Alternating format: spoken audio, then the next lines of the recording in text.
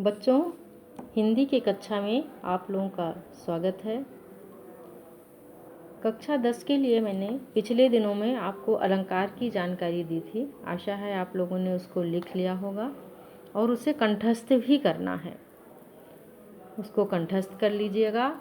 और आज हम लोग उपसर्ग के बारे में जानकारी प्राप्त करेंगे।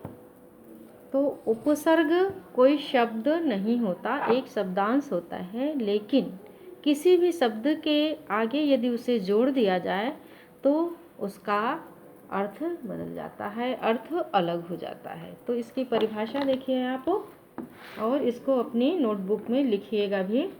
उपसर्ग की परिभाषा: उपसर्ग वह शब्दांश है जिसका स्वतंत्र अस्तित्व नहीं होता और जो किसी शब्द के पूर्व जुड़कर उसके अर्थ में विशेषता या परिवर्तन ला देता है, उसे उपसर्ग कहते हैं।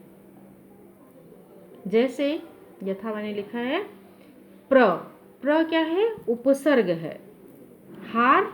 हार एक शब्द है। हार का मतलब क्या होता है? हारना, किसी से युद्ध में हारना, किस प्रतियोगिता में हारना, वो हार है। लेकिन अगर इसमें प्र जुड़ जा रहा है तो क्या शब्द बना? प्रहार।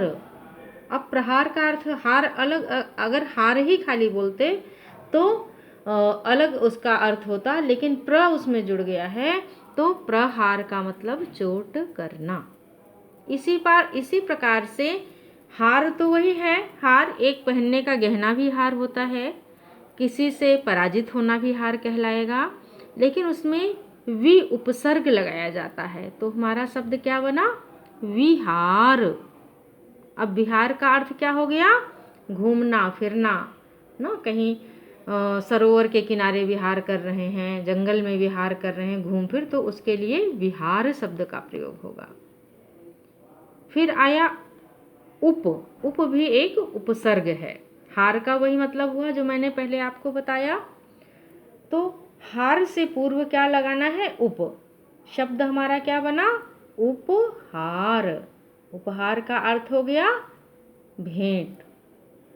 किसी को किसी अवसर पे कुछ दिया जाता है वो उपहार कहलाता है। जैसे आप गिफ्ट आजकल ज़्यादा बोलने लगे हैं तो हिंदी में उसको हम उपहार बोलेंगे। एक उपसर्ग है परि, और हार ही उसमें लगाया गया। हार शब्द के आगे परिहार, उसका मतलब हुआ परित्याग, किसी चीज़ का त्याग करना। तो ये सारे उपसर्ग हैं। शब्द एक ही है लेकिन उसके सारे अर्थ जो हैं भिन्न भिन्न हो गए। तो ये हमारे उपसर्ग हुए। कुछ हमने उपसर्ग अलग से लिख दिया है। जैसे अ उपसर्ग है, इससे शब्द बनाना है तो इससे शब्द बना अमर, अधीन, अचेत।